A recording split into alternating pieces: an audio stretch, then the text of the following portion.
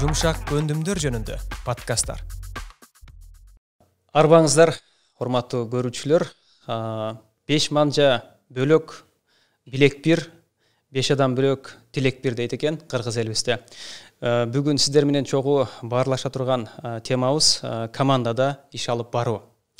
Анан сиз менен биргеликте кызматта мен журналист Канат Алмамбетов, ал эми бизде дал ушул теманы ачып берип, маектешүүгө хоккейчинин тренери Сейил Калдыбаева. Кош келипсиз. Саламатсызбы, Канат? Саламатсыңарбы көрүүчүлөр? Кайрадан көрүшүп атканыма абдан кубанычтамын. Аябай сонун теманы козгоп турсуңар. Чындыгында командада иштөө аябай жалгыз дарак токой болбойт деген макалды эстедим да дароо. Демек, жалгыз адам көптөгөн ийгиликтерге жетпей калышы мүмкүн да. Жетиш керек болгон. Анда сизге жакса маек кызыктуу болот деп ишендирейин биздин көрөрмандарды. Жакшы, алгач биз негизи Канат, сөзүңүзгө аралжы кечирип коюңуз, мен сизге бир суроо бергим келип атат да. Команда, бул команда, дароо эле команда дегенде биз спорт тармагын элестетебиз, футболисттердин командасы, баскетбол жана башка. Анан сизге суроо. Кайсыл спорттун түрүндө команда жок? Жалгыз өзү таймашка чыгат. Шахмат. Бокс. Дагы табыш кыйын болуп турат. Бул дароо эсиңизге келбейт абы? Мен суроо бергенге даярданып келгендиктен мен суроону азырында сиз эксперт болосуз, мен суроо берем. Тамаша. Бул жаңылыштык, бул жообуңуз туура эмес. Анткени бул адамдардын командасы бар. Алар кайсыл жерде? Кандайча? Сизге суроо. Балким анын үй бүлөсү? Жок. Аны үйрөткөн адам? Тренер. Анан мисалы боксер деген машыкканга чыкканга чейин ким менен боксташат? Алада шахматисттер ким менен ойнойт? Таймашка чыкканга чейин ким менен машыгат? Компьютер менен, тренер бар. Тренер менен. Көбүнчө алар компьютерден мурунда тирүү адам менен, аябай кыйын атаандаш менен машыгат да. Демек, командасы жок спортсмен болбойт да. Командасы бар жана командасы күчтүү, биримдикте болгон, ынтымактуу, бир ой, бир максаттуу болгондуктан алар көбүнчө жанагындай жеңиштерге ээ болушат экен. Жакшы. Анда алгач биз команда дегенге аныктама берип алсак, Команда бул эң биринчи ошо спорт тармагына байланыштуу келип чыккан сөз экен, этимологиясын карап көрсөк. Анан экинчиден бул 3 адамдан 12 адамга чейинки адамдардын тобун биргелешип алып иштеген адамдарды команда деп атаса болот экен. Демек 3 адам болсо бир кайсы бир долбоордо, демек биз командабыз деп айтсак болот экен да. Мен буга чейин ойлошум, 2 адам деле команда болсо керек деп, бирок 2 адам болбойт. Эмнегедир 3 адамдан 12 адамга чейин деген аныктама берилиптир да. Жакшы. Анан алгачкы суроом эле ушул командада иштөө дегенден түшүнүк баштасак. Негизи эле команда. Бул команда дегенде кандай оюңа кандай сүрөт келет меники? Команда дегенде жөн эле бир организацияга кирип алып эле анан ушул ишти кылып атабыз деген адамдардын тобу эмес да. Команда менин элесимде мен көбүрөөк бул теманы өзүмдүн жеке практикамда ачып бергим келип атат да. Анткени мен ушул жашка чейин көп командада иштедим, көп жетекчилер менен кызматташтым жана команда төптөлүп жатканда дагы көп организацияларда команда төптөлүп жатканда дагы эң башынан бери катыштым да. Анан ошондуктан мен мындай бул маегибизде көбүрөөк мисал келтиргим келип атат, көбүрөөк ошо башыман өткөргөн окуяларды бөлүшкүм келип атат да. Мисалы, бизде ошо хоккейчиге токтолгум келип атат. Сиз башында хоккейчинин эксперти деп калдыңар эле, ошо хоккейчиде команда кандайча пайда болгон? Командада негизи биринчи мындай бир пикирди окудум да. Команда пайда болбойт экен, биринчи идея пайда болот экен да. Кызык. Биринчи идея келет. Биринчи идея төрөлөт экен. Анан ошо идеяны колдогондор командага келишет. Кокусунан жолугат экен. Кандайдыр бир себептер менен жолугат экен дагы. Анан сүйлөшүп атып эле, "Ау, сен да ушундай идеяң барбы? Мен дагы ошого күйүп жүргөм да. Сен ошол жагын кыла аласың, мен бул жагын кыла алам." мисалы АХКЖде бизде мындай болгон да. Мен көптөн бери жүрөгүмдө бир мындай менин видеолорумду тартып элге чыгарган мүмкүнчүлүк болсо деген бир кыялдарым бар эле. Анан ошол YouTube каналда менин видеолорум жыйнактары, бир нече видеом чыкса деген каалоом бар болчу. Анан бир күнү Facebook баракчасынан бир жарыяны окуп калдым. Үн коштоочулар, кыргыз тилинде үн коштоочулар керек, анткени аябай кесипкөйлөргө кайрылсак аябай укмуш асмандын баасын сурап атат деген сыяктуу ушундай божомолду ушундай текст окуп калдым да. Анан ошол жака чыксам эле ошо АХКЖдин негиздөөчүсү, жетекчиси Айгүл Догдорова жазыптыр да. Анан мен аяка мен бекер эле окуп берем деп аябай кыйын болдум да. Анан Айгүлдүн бир принциби аябай жагат, ар бир эмгек бааланыш керек, ар бир эмгекке төлөнүш керек деген жакшы принциби бар. Жок деди дагы. Анан мага мен андай бааны күткөн эмесмин, бирок эң сонун кызматташуу болду. Анан ошентип жакындашып калдык дагы. Анан сүйлөшүп атып эле Айгүлдүн көп максаттары ошол АХКЖ бул онлайн билим берүү платформасы да. Ал жерде бүгүнкү күндө мисалы биз жете албаган. Мисалы азыр биз подкаст аркылуу ушул подкастты бул керемет ушул видеону биз ушул жерде отуруп эле көптөгөн региондорго экөөбүздүн үнүбүз каалайбы ар бир үйгө кирип барат эгер ошону иштетип көрсө. Биз эртең барайынбы, бүгүн барайынбы деп сурабайбыз конок тозгонго даярсыңарбы дебейбиз, анткени видеону иштеткен үйдө биз конокпуз, биз мейманбыз, биз өзүбүздүн оюбузду жеткире алабыз. Кайсылыуда интернет болсо. Бул эң мыкты инструмент онлайн. Анан мага ушул аябай жакты дагы АХКЖде биздин баалуулуктарыбыз бир экенин түшүндүк. Биздин максатыбыз бир экенин түшүндүк дагы. Ошол жерде бизде команданын өрөөнү, эң алгачкы өрөөндөрү пайда болду. Кадимкидей. Ошентип идеяларыбыз окшошуп калды дагы. Андан ары талкуулап, анан улам жаңы идеялар келип, улам жаңы керек болсо биздин миссиябыз дагы. Ар бир адамдын негизи өзүнүн миссиясы бар. Кыргызча озипа, вазипа деп айтып келишет да. Мисалы, Канат, бул телефондун миссиясы эмне? Эң биринчи сүйлөшүү. Сүйлөшүү, баарлашуу. Дагы кандай миссиялары бар? АХКЖге кирсе болот бул аркылуу. Жакшы. Бул телефон аркылуу мунун көп миссиясы бар, Жосо предназначение дейбизби, же вазипа дейбизби? Муну менен сүйлөшсөк болот, сүрөткө тартсак болот, интернет. Эми бүгүн бул биздин аябай жан досубуз болуп калбадыбы? Онсуз жашоо жок. Же болбосо ушул эле компьютер же микрофон, микрофон биздин үнүбүздү жеткире турган.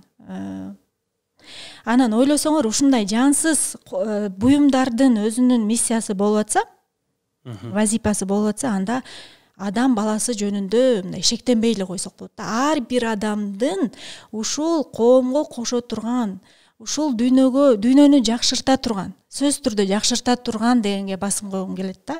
Атың чыкпаса жер өрттөмес. Бул коомго кандайдыр бир деңгээлде салым, бул коомду өстүрө турган, өнүктүрө турган, жакшырта турган, дагы жеткилеңдикке жеткире турган миссия болуш керек. Ар бир адамдын ошондой озипасы бар. Тек гана көп адамдар билбеши мүмкүн. Кээ бирөө билип алып ошол багытта барат, кээ бирөө издеп атат. Ар кандай процессте болушу мүмкүн да. Ал эми өспүрүмдөргө бир аябай жакшы мүмкүнчүлүк бар. Алар эрте эле билип алса өзүнүн миссиясын, алар кандай командага кошулуш керек экенин эрте эле аныктап алат.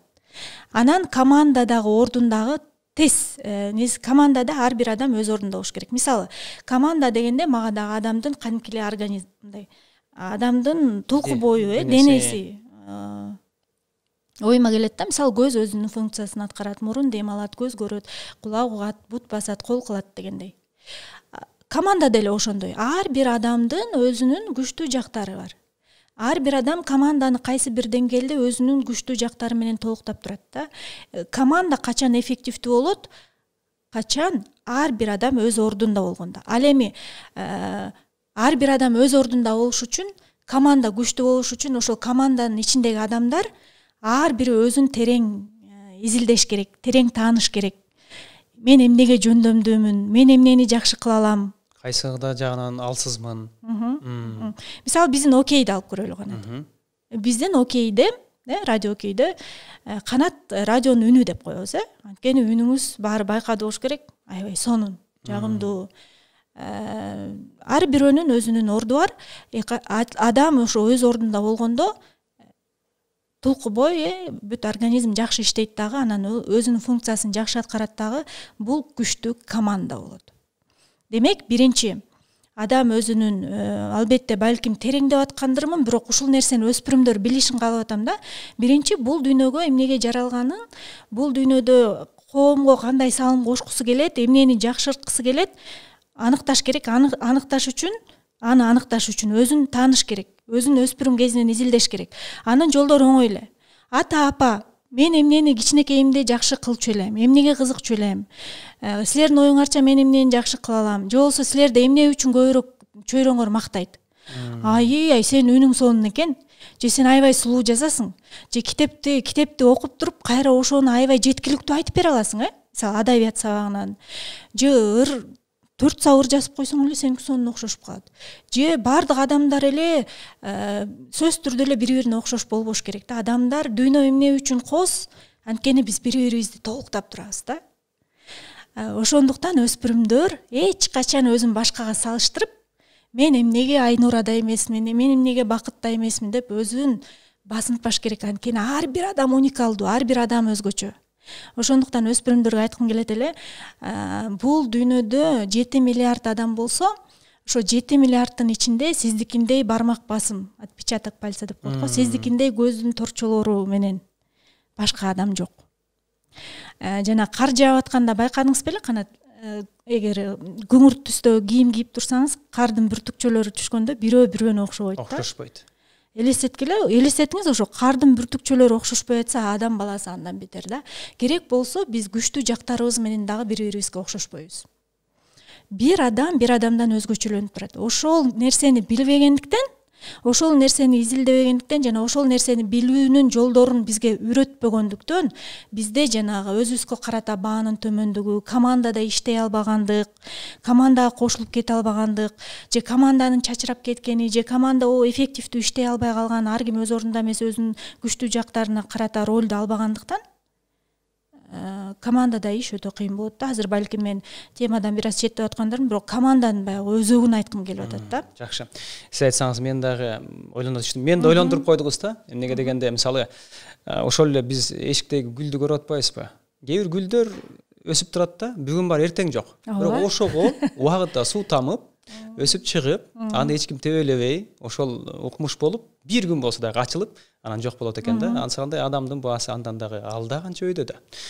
Жакшы, анан мисалы ошол команда деп атабыз. Ошол командага негизи адам өзүн даярдаш керек деп атабыз да. Анан адамда кандай сапаттар болуш керек ошо командага кошулуш үчүн? Командада иш алып барыш үчүн, командада иш жүрүш үчүн. Бизде могул жаңылыштык болбош керек. Командада иштеш албай калганда биз адам баласы көп учурда башка адамды күнөөлөгөнгө жөндөмдөбүз. Албетте ар бир адамдын кайсындай бир өзүнүн орусча айтканда долясы болот иштеше албагандыктачы. Бирок биз эмнегедир менин жетекчим анча болбой калды, менин коллегам же болбосо партнерум анча болбой калды деген шылтоолор менен иштеше албай калышыбыз мүмкүн. Ошондуктан командада иштеше билүү үчүн биз жана буга чейинки тарткан видеобузда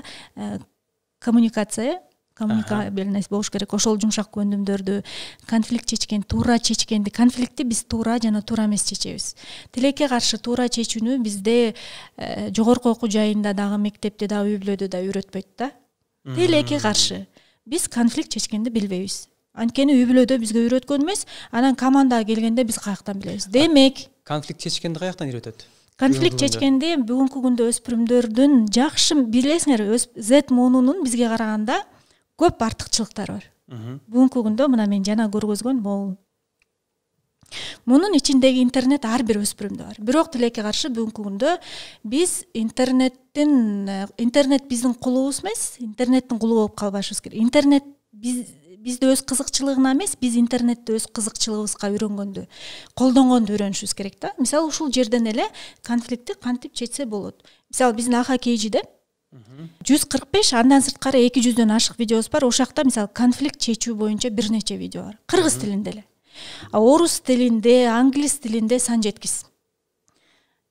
Үйрөнгүсү келген киши ал табат чыгуу жолун. Ошондуктан өспүрүмдөрдү чакырат элем.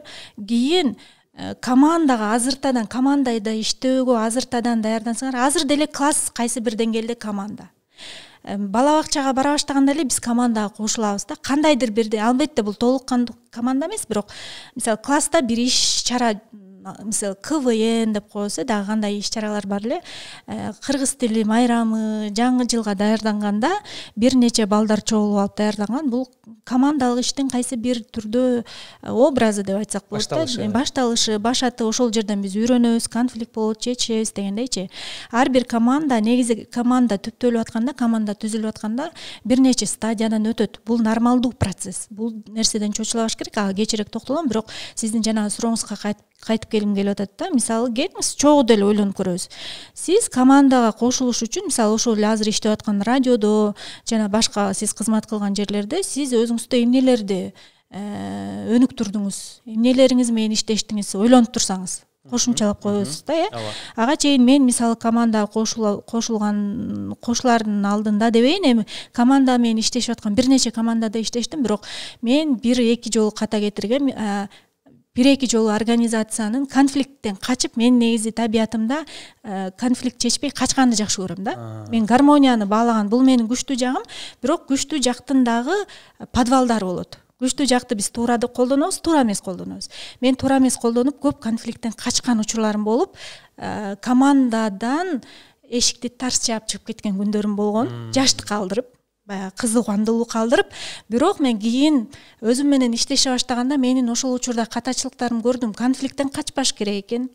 Конфликтти ого бетер курчутпай, туура, конструктивдүү деген сөз бар. Туура чечкенде, эгер конфликтти туура чечсек, биз мурункудан да жакындашабыз. Жашооңузда болду эле конфликттешкен адамыңыз менен аябай жакын дос болуп калган. Көп эле болот го дейм. Демек бул туура чечилген. Такыр жүз карашпай калгандар конфликт туура чечилген эмес да. Ошол себептен мен өзүм менен иштешип атып, демек мен конфликт чечишкенди үйрөнүшүм керек, эгер мен макул мен организациядан кетип калам.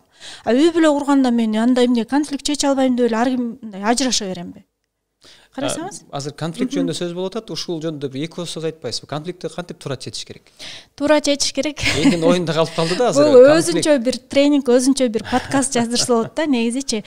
Бирок кыскача айтып кеткенде, конфликтти туура чечкенде көп техникалар бар. Ошонун бирөөсүн айта кетейин. Негизи конфликт чечкенде биз көбүнчө сен, же макул сиз деген позициядан алабыз да, сөмөй кезейбиз. Качан сөмөйдү өзүбүзгө кезегенди үйрөнгөндө, мисалы, Канат, бүгүн кечигип келгениңизде мен аябай кыжалат болдум. Себеби эфир токтоп калды, үзгүлтүккө учурады. Карасаңыз, бул жерден сизде айыптоо болгон жок.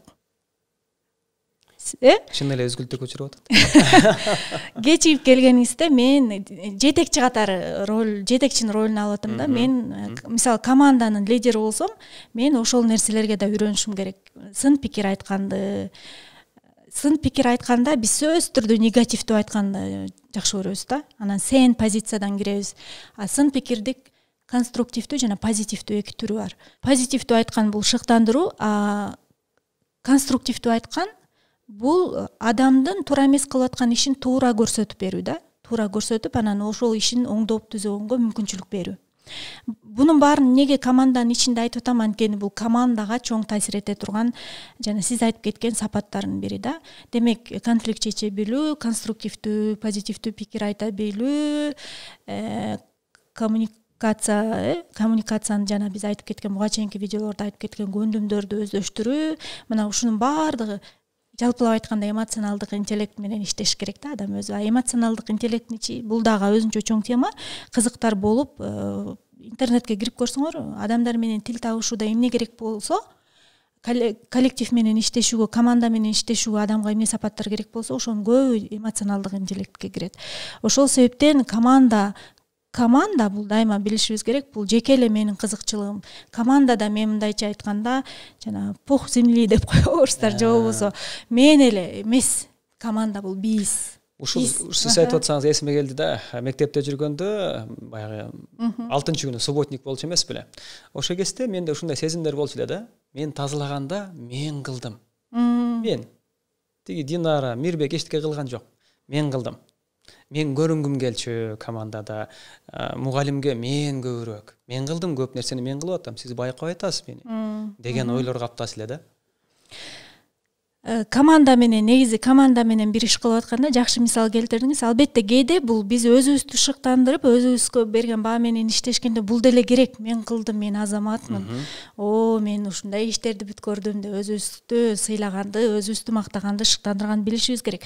Бирок команданын өңүтүндө алып караганда, мисалы кээ бир команданы эгелеген жетекчи өзүнө ыйгарып алган учурлар болот, же кайсы бир адамга эле ыйгарып койгон учурлар болот да.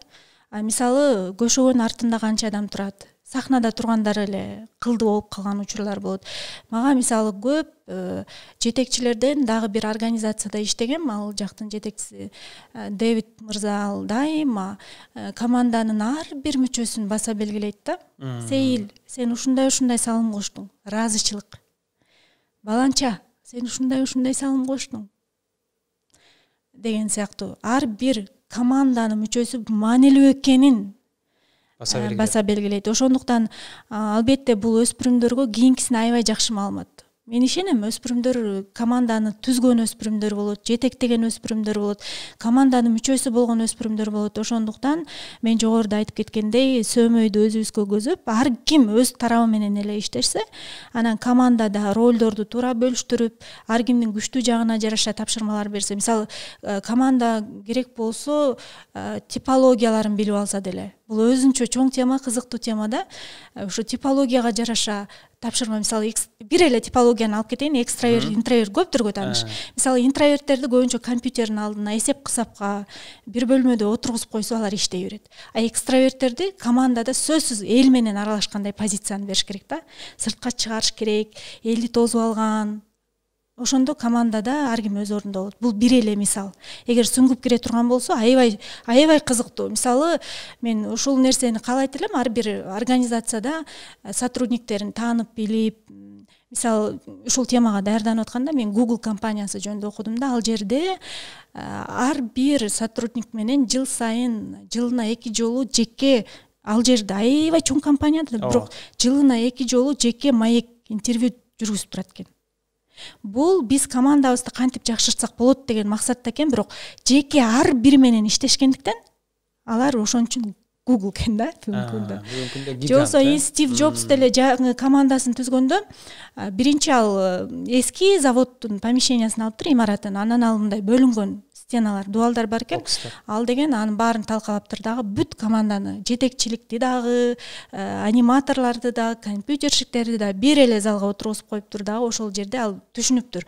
Бул өтө маанилүү команда үчүн депчи. Анан ал жерде мыкты, мисалы, Стив Джобсту аз ким тааныбайт, Ошондуктан команда, эгер команда ийгиликтүү болсо, анда ушундай ийгиликтүү компаниялар, ийгиликтүү долбоорлор болот да, командадан көп нерсе көз каранды. Кийинки суроом болсо, команда курулуп атканда кандай стадиялерди башынан кечирет? Эң сонун суроо, анткени бизде мындай да, команда пайда болуп эле анан иштеп кетиш керек. Эч кандай көйгөй болбош керек, же болбосо көйгөй бул нормалдуу эле нерсе, эң негизгиси тапшырманы аткарыш керек. Ар бир команда сөзсүз түрдө бир процесстерден өтөт, бирок эң негизгилерин санап кеткенде, эң биринчи адамдар чогулат, түзүлөт, формирование деп коет, түзүлүп, бири-бири менен таанышып, анан экинчи бул шторм деп аталат экен да. Ар бир командада конфликт болот.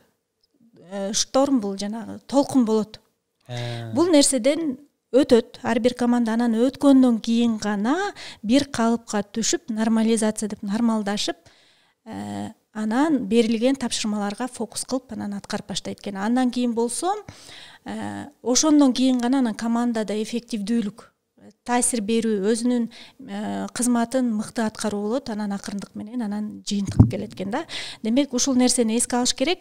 Өспүрүмдөр кийин командага кошулуп калса, же команда түптөлүп калса, конфликт болсо эле качып кетпеш керек, же бул команда неудачный, ийгиликсиз болуп калды деген түшүнүктөрдөн алыс болуш керек. Ар бир команда башынан стадияларды өткөрөт бул процесс. Эң негизгиси ушундан татыктуу өтүп кетип, биз каалаган миссиябызга, биз каалаган максатыбызга жетүү. Мисалы биздики АХКЖники трансформация, ой жүгүртүүлөрдү трансформация кылуу, өзгөртүү, ой жүгүртүүдө революция кылуу да, видеолорубуз, тренингтерибиз аркылуу. Жана бул нерсе ишке ашып атат бүгүнкү күндө. Биздин команданын бир нечебиз азыр көбөйдүк команда, жана ар биринин жеке миссиясында, жеке максатында ушул нерсе бар да, ой жүгүртүүгө таасир этүү, ой жүгүртүүнү өзгөртүү. Анткени ой жүгүртүү өзгөрмөйүнчө коом өзгөрбөйт. Ар бир адамдын ой жүгүртүү өзгөрмөйүнчө коом өзгөрбөйт. Ошондуктан биздин миссиябыз ушундай да. Демек, бүгүнтөдөн мен өспүрүмдөрдү чакырат элем, Канат, өзүңөрдү тааныгыла, изилдегиле, өзүңөргө берген баа менен иштешкиле. Адам өзүн таанып изилдей баштаганда сөзсүз ар бир адамда мактана турган күчтүү жактары бар. Биз билбегендиктен, бизди дайыма сындап келгендиктен, бизге критика көп айтылгандыктан биз өзүбүздү басынып келебиз. Бирок эгер өзүңөрдү терең өзүңөр менен Сейил, сен кандай адамсың? Сага эмне менен сыйлангансың? Сенде эмне байлыктар, кандай потенциал бар деп изилдеп келгенде, биз өзүбүздү сүйө баштайбыз. Өзүбүзгө карата баабыз көтөрүлө баштайт. Өзүбүздү эч ким менен салыштырбай калабыз да. Мен эмнеге Айнурадай болуп англисче сүйлөй албайм, же тигиндей болуп биле албайм деген сыяктуучу. Ошондуктан өзүңөрдү тааныгыла, изилдегиле, өзүңөр менен таанышкыла, керектүү күн азыртадан конфликт чечкенди үйрөнгүлө, баарлашканды үйрөнгүлө, дегеле жумшак көндүмдөргө тил табыша билгенди үйрөнгүлө. Ушунун баардыгын өнүктүрө берсеңер, азыртадан өнүктүрө берсеңер, ишенип койгула, силер эң атактуу, эң ийгиликтүү деген адамдардан да бир нече ийгиликтерге жеткен инсандар болосуңар, жана кыргыз элин, кыргыз мамлекетин өнүктүрөсүңөр, алдыга сүрөйсүңөр. Ошондуктан ар бириңерге ийгилик. Канат, сизге дагы рахмат. Чоң рахмат. Анда биз күзгүн алдында бүгүн сулуу болдумбу же толуп кеттимби, арыктадымбы деп ойлобостон, кандай сапатым бар? Мен киммин? Кайсы күчтүү, кайсы алсыз жагым бар деп ойлонушубуз керек турбайбы? Денени бат эле ал, машыксаң арыктайсың, косметика колдонсоң сулуу болосуң. Ал чечиле турган нерсе ички дүйнө менен иштеш керек да. Туура айтасыз. Чечиле турган нерсеге башыбызды оорутпашыбыз керек экен, чечилбеген өзү эле айтып атпайбы дегендей. Чоң рахмат, сизге ыраазычылык билдирем. Албетте бүгүнкү күндө ушу убактыңызды бөлүп, биз менен чогуу баарлашууга келип бергениңизге дагы. Урматтуу көрөрмандар, бүгүн бизде АХКЖнин тренери Сейил Калдыбаева менен маектештик. Ал эми сиздердин кызматта мен журналист Канат Алмамбетов болдум.